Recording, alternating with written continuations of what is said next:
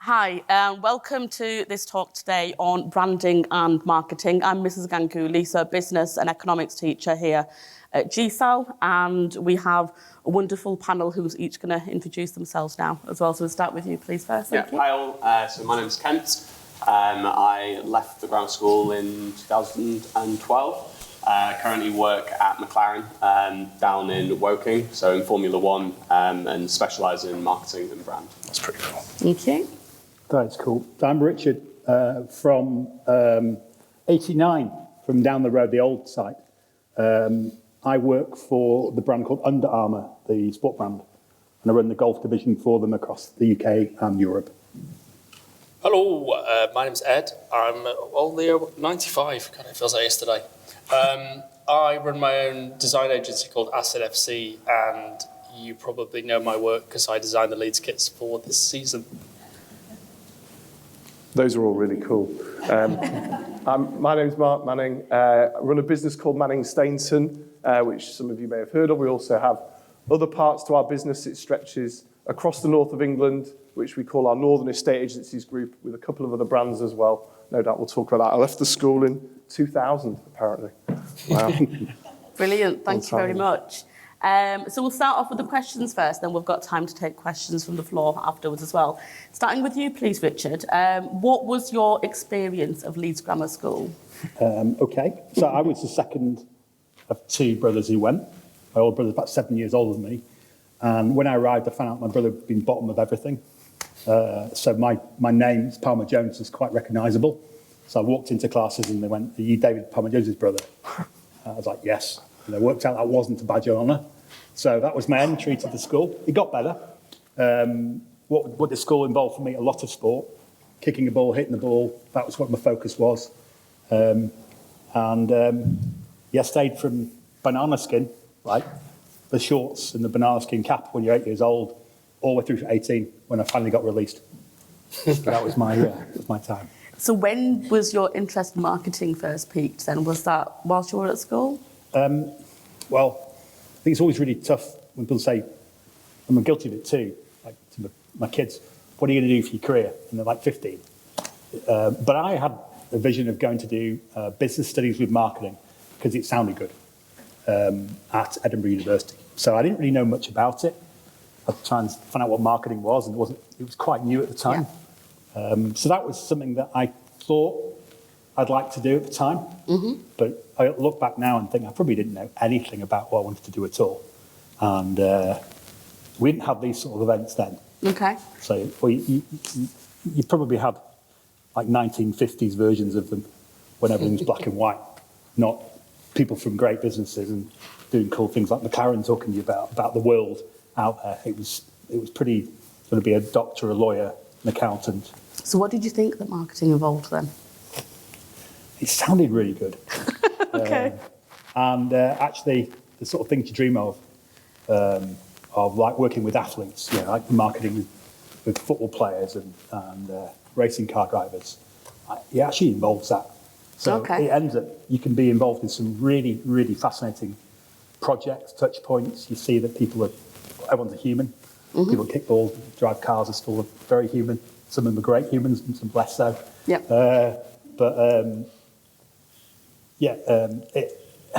And also it allows you to, I think it's the industry that allows you to be yourself the most. Mm-hmm.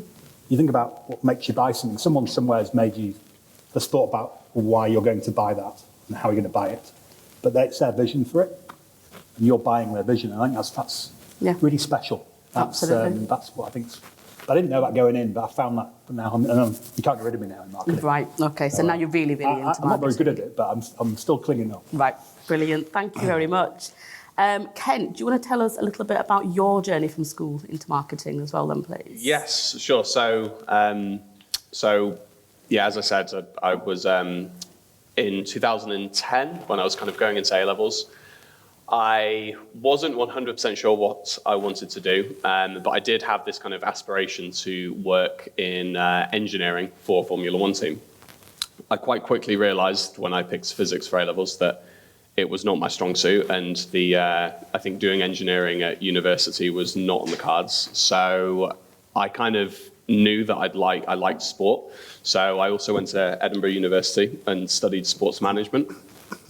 And in those 4 years, there were various modules that delved into marketing. So I think I kind of grew an interest from that.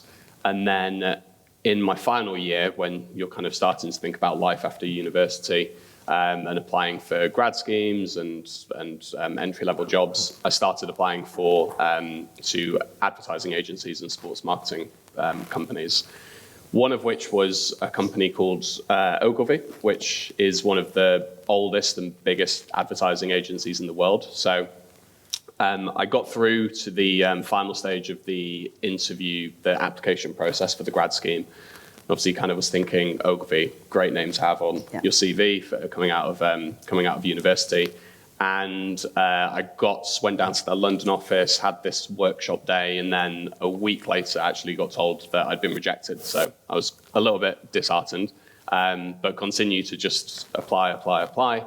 And then funnily enough, it was like a month later, they reached back out and they were asking if I was interested in an account executive job, which I kind of snapped their fingers off and said yes. Went through the application process again, managed to land it that time. And then I think I kind of realized at that point that I think the getting rejected from the grad scheme initially was actually kind of a blessing in disguise, because they ended up taking 8 people through, and they were only guaranteed a summer internship, essentially, for 8 weeks. And at the end of the 8-week period, it was quite cutthroat, and they would cut that number down to 4. So only 4 would then go on to were guaranteed to do the grad scheme for 2 years. So I'd sort of somehow, by kind of being the best of the losers, had managed to sort of circumnavigate this kind of weird process, and landed an entry-level job with much better job security. So that's how I ended up there, and ended up working there for about 3 years. Right. So lucky escape then, I think, or a lucky entry, sideway entry in there. Thank you very much. Ed, over to you then. So you were you into the arts at school, and did you always know that you wanted to work in design, seeing as that's where you've ended up then? I've had a bit of a weird and wonderful route where I've got to. And I think if there was anything I was going to say is, I didn't know at your age what I wanted to do. I was fairly academic and was kind of pushed down the route of doing academic subjects. So I did law and accounting at Manchester, and couldn't fit arts into my sort of curriculum at A-level.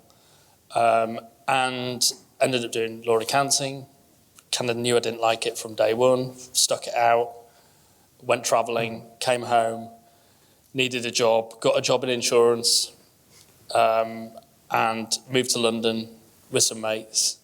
Ended up working at Lloyd's of London, which is like the inside-out building in London, wearing a suit every day, if you can believe that. And I just got to a point with it where I'd had enough, and I didn't really know what I wanted to do, but I'd started to socialise with some graphic designers and fell in love with what they were doing.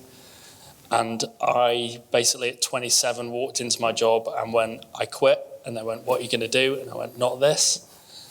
And I spent about 6 months putting a portfolio together to go back to college at 27, 28 and do graphic design.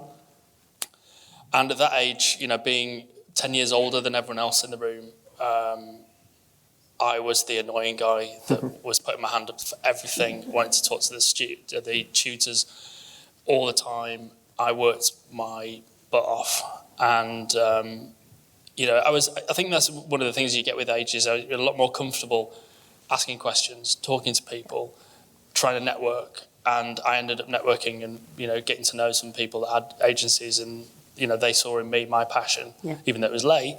And I was always worried about that. And they were like, let's get you involved.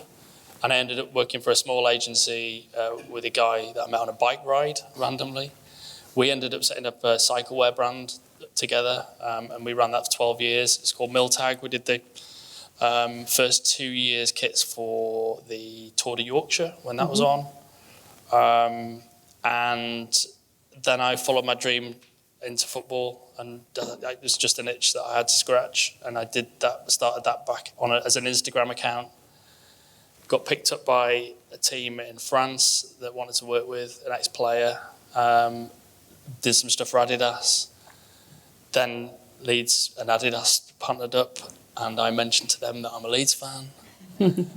And then a year later, I got a call saying, would you like to give your input because we're struggling with the club at the time? Yep. To which I went, yep, dropped everything. And yeah, I suppose there's a long story, but yeah, I got to design my team's kits. And, hopefully people like them. Fantastic, thank you So very I've much. just said, as a final day, I've had a bit of a crazy day today because I've been on the BBC talking about the New England kit because it's upset a lot of people. So, never a dull day. No, and thank you for finding the time for us then as well. Thank you. Mark then, going from the arts and designing sports kits to property, the even more exciting world of property. Were you interested in property when you were at school then? I didn't really have much choice. I'm a second generation in a family business, so I grew up in and around the world of property. My dad is and always has been an estate agent, and whilst that wasn't necessarily what I wanted to do at school, I had a real interest in tech, IT. Always had in my head I was going to end up down in London doing something in that space. I just ended up, when it came to it, going into the family business because it felt to me like actually this was so. It was a conversation actually I had with Scarlett's dad, who sat there. I know she'll hate me for pointing at her, but my cousin, he said to me, "There's nothing better than working for your own business because you go to work every single day and you go and do what you want to do." And that advice was really, really good advice that I got. But our business, for those of you that have seen Selling Sunset, it is. No, it's nothing like that, really. But there are times where, particularly if you work at the high end of the market, you can have moments of selling sunset madness, and that's great fun. But generally speaking, it's just all about human connection and human psychology and the way that people think. And that's kind of what a lot of marketing is. Yeah. It's just tapping into what it is that people want and need more than anything else. So I fell in love with it because it was a family business, and then I fell in love with it even more when I got into it. So, well, thank you very much. Going back to Ed then, obviously property and sportswear, very, very different types of markets. And it's Under Armour, isn't it? That you're, that's you. No, it's back to you. Sorry. Why did you decide to go into that particular field then? Yeah, back to you. Yeah, sorry. That particular brand. Well, I mean, I back up what Mark's just said about working for yourself. I worked for a big organisation when I was doing insurance. My dad worked for himself. He kind of sowed the seed for ploughing your own furrow. And I've worked for a marketing agency. I did 18 months in London working for a design agency. And I do think when you've got an idea, and if it's strong enough and you're passionate about it, that nobody can tell you what to do apart from you. So that's why I've set up my own business and my own studio to do it. And it's really hard. I'll be honest. I think, that side of it, you've got to wear a lot of hats. So whilst I'm a designer and I could sit in front of my computer and design all hours of the day, I can't, because I've got to pay the bills and I've got to make sure, you keep staff happy and do sales and talk to customers and all this kind of thing. And I think, marketing kind of allows you to do that because you've got to have an ability to have an empathy with people, to understand what a customer wants, to believe in yourself as well. But, to be able to kind of do all that, I think that's why marketing, I'm a big fan. Yeah, brilliant. Thank you. Just going back to Richard then. Have you always been employed since leaving university? No. No. Okay. And also, I didn't get to Edinburgh. I failed my A-levels. Oh. Okay. And my careers teacher said, that's university out of the question for you, Richard. So you didn't make it to university? I did. You did, but not Edinburgh? But, Okay. Yeah, so I went to Leicester, Okay. not to do business studies and marketing. I ended up doing a politics degree. So that's pretty different, isn't it? Why did I do that? Because I was good at English, so I could write essays. And that would get me through. So I ended up with a politics degree and no idea what I'm going to do next. So then I travelled, became a ski instructor in Canada, which is recommend that if you get a chance. Came back as a tennis coach in Leeds, not as glamorous, but still enjoyable. Went to do an HR course to be a human resource manager. Thought I'd work in training. Qualified in that, went to work for the NHS, hated it. 18 months later, walked out, a bit like, it's your day. That's not for me. And but I didn't want to be unemployed, so I used to like watching rugby and Leeds Rugby Club. At the time, I volunteered to do all their admin for free. They paid me petrol from home to the club. So I could go to work each day and run the car. And the weekend, I coached tennis, and that would just about make me live. And just put my hand up, I'll do the programme for you. I'll sell the programme for you. I'll video your games. And when it turned professional, they said, can you look after the players and get them settled into Leeds? So I drove them around and found houses and schools for the kids. And they said, right, well, can you manage the team off the field? Okay, I'll try that. And then by that point, they're giving me a job, which is nice. Yeah. But I'm still a long way from marketing, aren't I? I'm running around trying to keep rugby players on the same coach and in a hotel when they're travelling, which isn't easy. I'm running a schools development programme with rugby players. I meet someone at next door neighbour's party. Says, you come and work in marketing. Oh, for Dunlop Sassinger. That sounds a bit more like it. I've heard of them. I went for the interview, didn't get it. Absolutely gutted. Really, really gutted. The disappointment you have when you really want something. And the feedback was, you need to get a marketing qualification. So I'm like, right, I'm going to sign up for the CIM marketing qualification night school. So I'm going to do my day job. I'm going to go to after school, after work, I'm going to go to study at night and sit there in this room. I've been the first week, and this is I think in life you get a bit of luck. You need lots of luck. And Leeds Rugby Club had been acquired by the owner of the Rhinos, Leeds Rugby League. So it's become Leeds Rugby Union and League together. And the CEO is still Gary Hetherington in Leeds. And I get a call, he says, I'm going to come meet all the staff. I'm seeing you tomorrow. Right? So I think I better put a CV together. So I put a CV and I put on it, I'm studying marketing. Whatever. Marketing, yes. And he gets it and he says, you doing marketing? I went, yeah. I went, right, you can do the marketing for Leeds Rugby. Gee, I've been to one night at night school. Right? And it's like, by the way, we're going to change the name to Leeds Tykes. Got to market that. But it was a side I was really passionate about. I watched Headingley play and become Leeds. They were terrible, but I still support them. Used to know the supporters by name because there's so few of them. So you're passionate about something. So I went there and I did all right. And then said, right, you're in charge of the Rhinos. And it was there that got me into proper marketing. Crowd revenue, who comes through the gate, you're measured. Your marketing is quite ethereal. You work in a really, really the cool side of designing.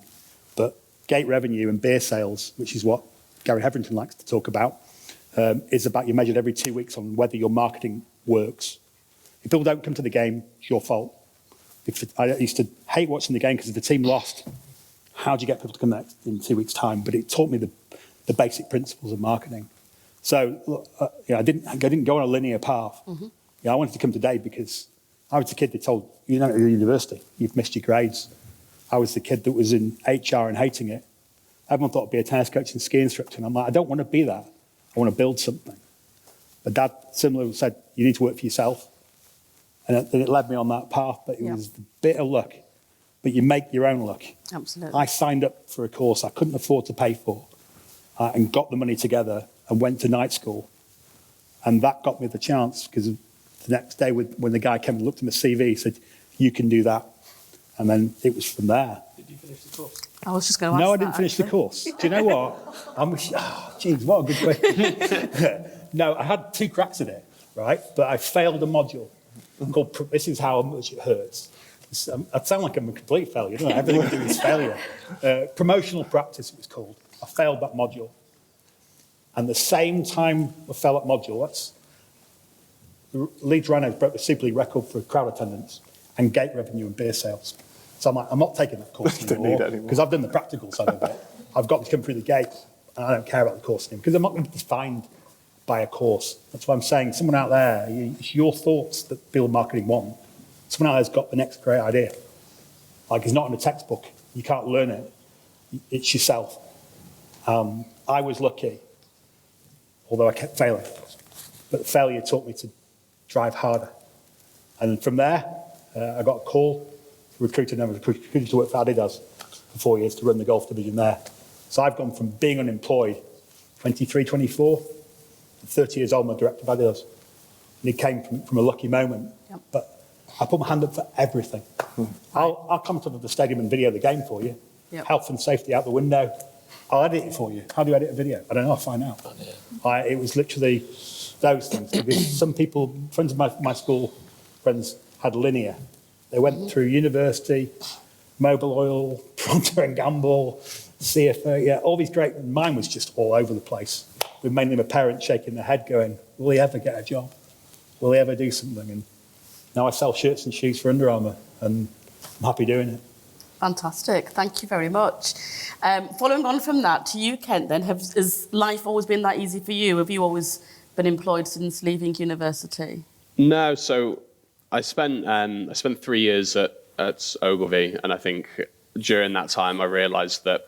Although I was working at a very creative agency, I was not one of the creatives. I was in account management, so responsible for kind of managing the clients, budgets, the project managing the internal teams, and I think I eventually realised that it wasn't really what I wanted to do long term. I'd look at kind of my seniors at the company and just kind of think like, I don't really want to be in your shoes. And the other thing that I found interesting or annoying at Ogilvy was although you were at this creative agency, you were very much expected to kind of stay in your lane. So you had creatives who were paid to be creative, and then for me, someone who I always thought that I was quite creative, I found that quite frustrating. So I saved up, I quit in early 2019 and decided to just take some time out. So I went traveling. And during this time, and I think during my time at university and while I was in London, I'd kind of developed quite a passion for kind of photography and content creation, video editing. So I thought in this year abroad, like obviously I want to make sure that I enjoy myself, but I'm going to try and sort of use my time wisely and kind of and spend as much time doing what I want to do, which was a lot of photography and sort of filmmaking. So I kind of really tried to sort of hone my craft in that year, and then fast forward through to March 2020, which I think most people remember was when the world went into lockdown. So I had a very long and stressful journey back from New Zealand, which couldn't have been further from home. Wow. And then got back, and I was at this stage where I kind of was trying to figure out what I wanted to go into because I still didn't really know. And this is like 4 years ago. So I knew I didn't want to go back into account management, but I still was trying to figure out what I wanted to do.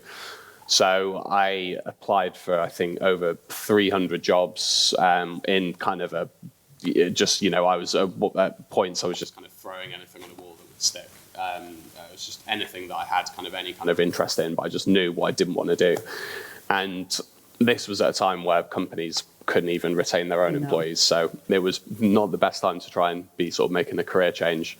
But I heard back from 3 companies, and one of those was McLaren for a maternity cover position.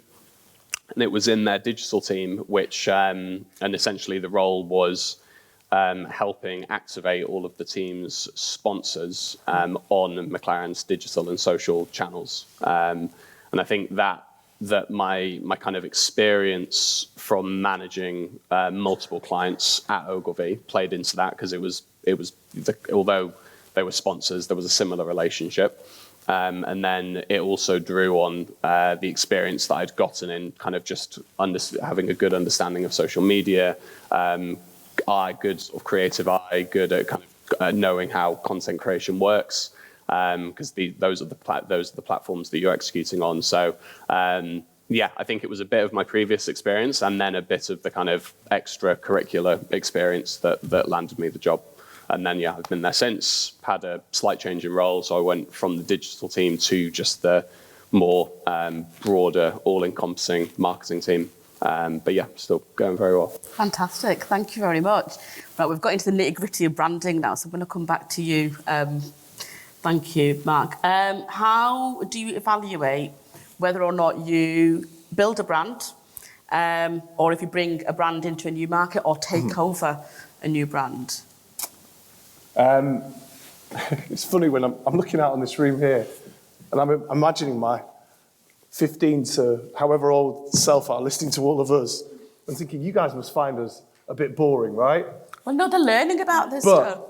This is really interesting stuff. I promise. Take these nuggets home with you because you're not going to get this from anywhere else. Thanks a lot, Mark. Well, I know I'm talking about me as well. I'm seeing some yawning. Listen, brands are all about connecting with people. So our brand in our marketplace connects with the people because people identify that that's a brand that I want to do business with. That's a brand that I think I want to be part of. And it may be that our values as a business are then linked into how people feel. So for example, we're all about community. We think community is an incredibly important part of what connects us to our customers. So we do as much as we can within our local communities. But in terms of whether or not we take our brand into a different market, for us in our business, which is estate agency, it's actually very, very difficult for us to take that brand and just go and dump it in another market because usually people have never heard of us. So estate agency is one of those funny businesses where if you travel 5 miles up the road, no one's ever heard of you. You know who your immediate estate agents are around your area, but you've not heard of them. So normally what we're trying to do, and our business model, is all about taking great local brands and bringing them into our group and trying to make sure that the values of those brands connect with the customers. So customers feel like this is a brand that I can see myself doing business with. And I'm sure all these guys will say the same thing about exactly how they want their brands to connect with their market. So I don't think the brand side of things for us is not about having one brand. It's about having whatever brand is best suited to that marketplace. And that's kind of the key for us. Yeah, brilliant. Thank you very much. Last couple of questions then. And I'm going to come back to you, Ken, and just ask you, what's the best bit of your job? Because you talked about lots of exciting things that you've done, but what's the best bit?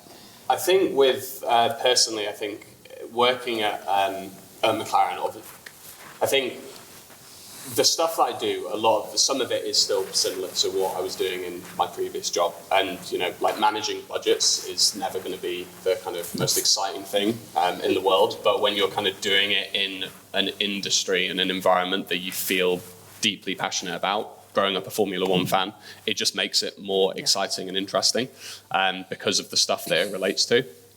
So I think just kind of, silly as it sounds, kind of just existing within kind of the world and having kind of a part to play is exciting.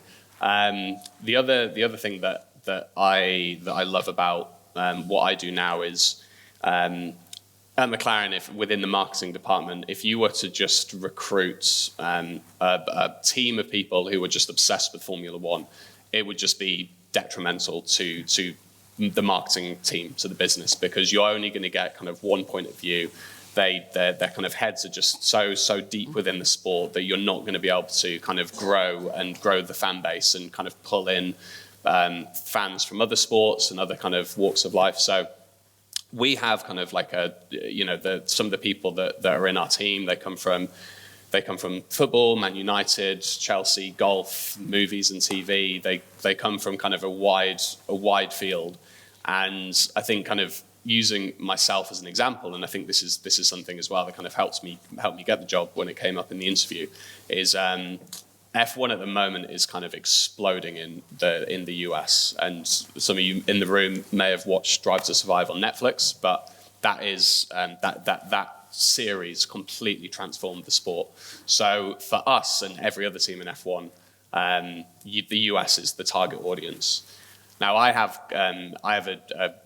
very passionate about the NFL and NBA on the same level as Formula One. So, although I might not be the biggest kind of gearhead in the company, and compared to even amongst some of my friends, what's great is that I'm able to kind of use my love of other sports and kind of look at what the NFL and what teams are doing to engage with their predominantly US audience, how it works, and draw out any of those insights and put them forward to kind of how McLaren would be able to grow its fan base in the US. And that's just something where, I didn't think I'd be able to kind of use something that I just watch as a pastime and just love in a kind of work context. So, taking what you love and bringing it into your job. exactly, yeah, it makes such a difference. And although we exist, we're obviously competing with other teams on the grid. We're competing in a way with Leeds United, with NBA teams, because there's only so much time in a day, and only so much time that people have to set aside for kind of to indulge in sort of entertainment. And sport is that the purpose of it is to entertain fans. That is kind of at its core what it is doing. So we need to kind of at McLaren, we're trying to think bigger and try and think how can we kind of make sure that half an hour or 2 hours on a weekend someone is spending watching us compete on TV as opposed to sitting down and watching a movie or something like that. Brilliant. Thank you very much. Ed, back to you. What would you like to achieve next in your career then? Don't say designer man new shirt. Definitely not. It's a really tricky one.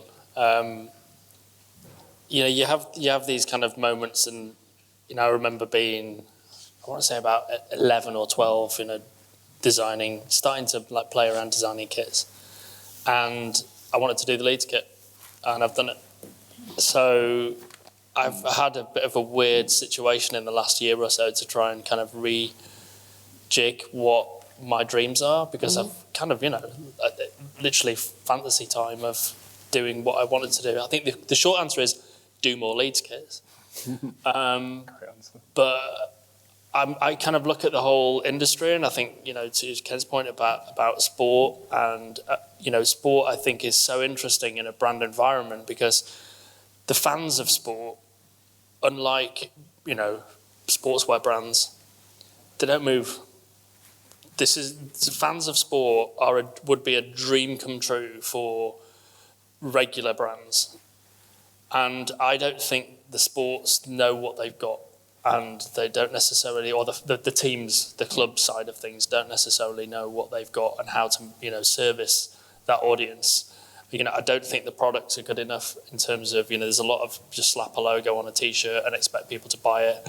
I think the clubs have a responsibility to do more, to tell stories. I'm a huge believer, and hopefully it comes across in the kits I designed, is finding a narrative, telling stories, inspiring the next generation. Mm-hmm.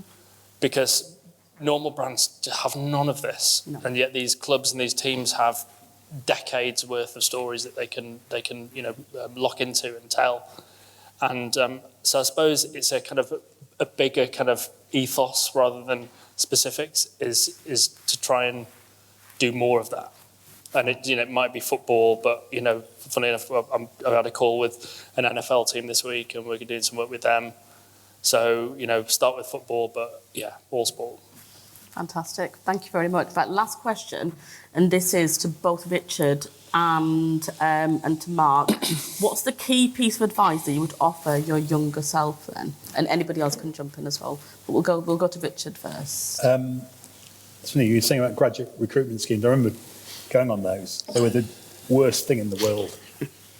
It was like being on The Apprentice, but worse, but not even that exciting. And you can tell that I didn't do very well on them. I didn't get a job, so can't. But I remember going on those things, and you're in a room and everyone's trying to score points, and they're trying to do what they think's right, like pass a pencil round, stuff like that. And everyone's trying to one up someone all the time, and obviously that wasn't me. But the most unique thing you've got is you. And the last 3 people I've recruited, I can't tell you what university they went to and what grade they got, but when they spoke to me, they spoke from themselves. And often, one just asked for career advice for a job I hadn't even thought of at that point. And 2 days later, I gave him a job in marketing because he told me what his principles of marketing were and what he believed in. Like, I agree with him. So sometimes you're in a room, you think, I've been asked interview questions, and you think, oh, what's the right answer? I need to tell them the right answer of marketing terminology and those sort of things. And I'm not very good at the marketing terminology thing. I understand what it means, but I don't use it.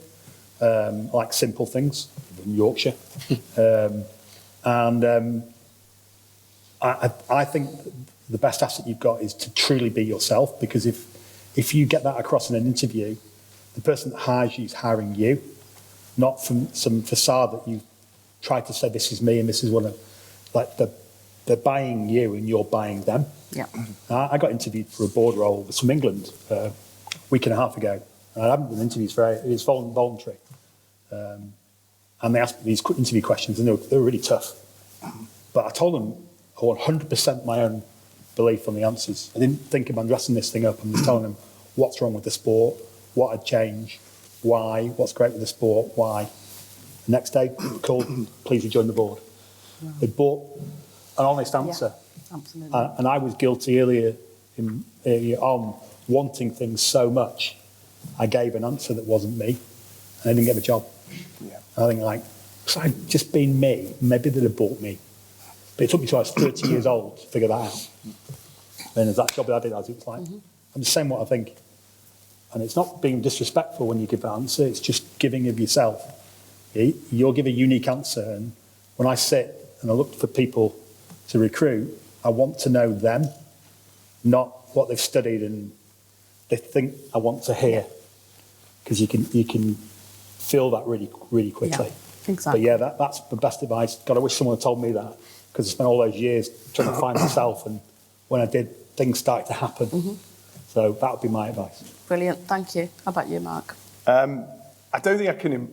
I think those are really, really wise words. I agree completely. We recruit huge numbers of people into our business, and I completely agree with what's being said here. I couldn't tell you what qualifications those people had. It was just all about human connection. I guess the advice, thinking about how I was at school at this age, it would just probably be to realise, as I'm sure you all do anyway, what an incredible opportunity you have being here. I'm very fortunate to go and talk in quite a few schools around the city, and Leeds Grammar School is, and still and always has been, the best of what there is out there. It's a great place to go and springboard into whatever it is that you want to do.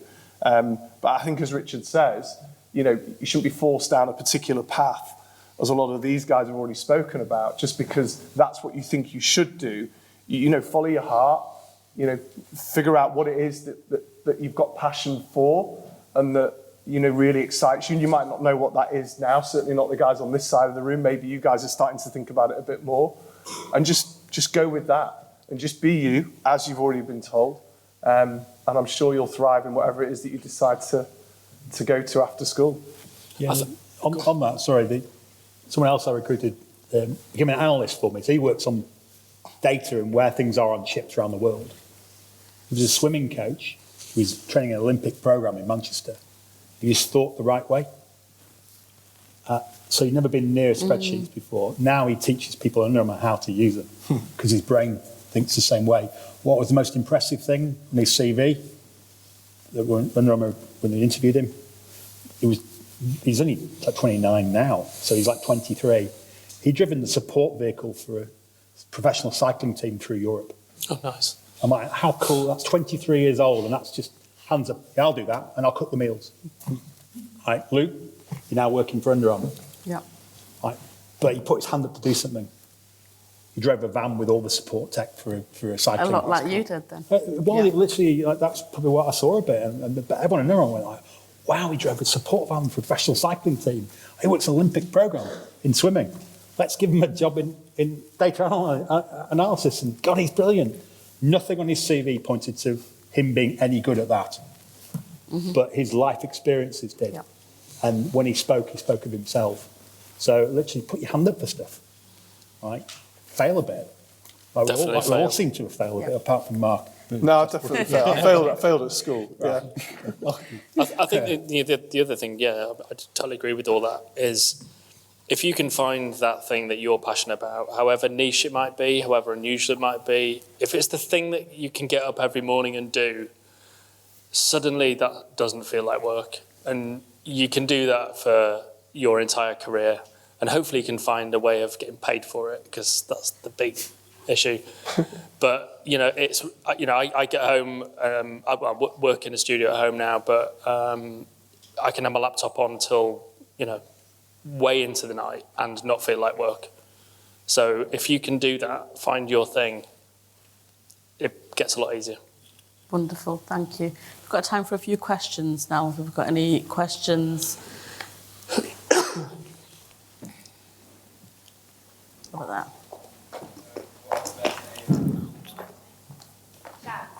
What's the best A-level? Best of, not economics, English language and English literature. Well, I guess they are. I don't know what universities want to recruit now, but I think you can do anything. What was the question? What are the best What's the A best levels A-levels for marketing? for marketing? I mean, I did. The science of you. I did. I'm trying to remember: history, maths, and design technology, and tried to do physics and failed miserably. So, yeah, I think with marketing, it's. I'd say I can think things like English, history, the arts, arts or design technology. Would have value, but I think doing a mix, because I think with marketing, so much of it is about just kind of trying to think in so many different ways and put yourself in so many different positions and draw insights from all different kind of walks of life. So I don't think marketing is like if you wanted to become a doctor. If you want to become a doctor, there's no point doing. I would say there's no point doing history, because you'd probably be learning some fairly outdated forms of medicine that probably wouldn't be recommended now. So, yeah, I think that's. I think one of the biggest things that I certainly reflect on is the ability to collaborate is so huge, and I think having that. But how do you train for that? And I think to your point earlier is putting your hand up, meeting new people, talking to people, learning about as much stuff as you can, and then being passionate about it. I think that's the bit. It's these soft skills that aren't necessarily a specific subject. Yeah. Sorry, that's really unhelpful. You can do anything. You can do any A-level. I think with the subjects and to build off what you said, I think, and I guess like a piece of advice from myself would be, I think be proactive with your time. So like obviously make sure that you have time to relax and sort of decompress. But I think like I would not have ended up where I did if I didn't sort of put the time into sort of photography and content creation and sort of video editing. And I never looked at it as work. It was something that I enjoyed, but it was kind of hours and hours and hours of that, which I think kind of opened more of a kind of gateway into marketing for me than, to be honest, a specific subject did. Yeah. Brilliant. Thank you very much. Any other? We've got time for one more question.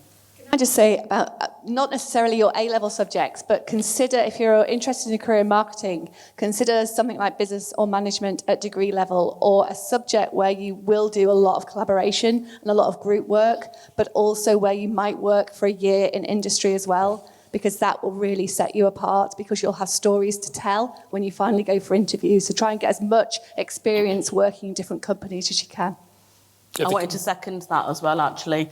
I ended up doing a degree in marketing. I think that's why I got picked for this. I did it at GCSE, really enjoyed it. Did it at A-level, really, really enjoyed the marketing part of my A-level.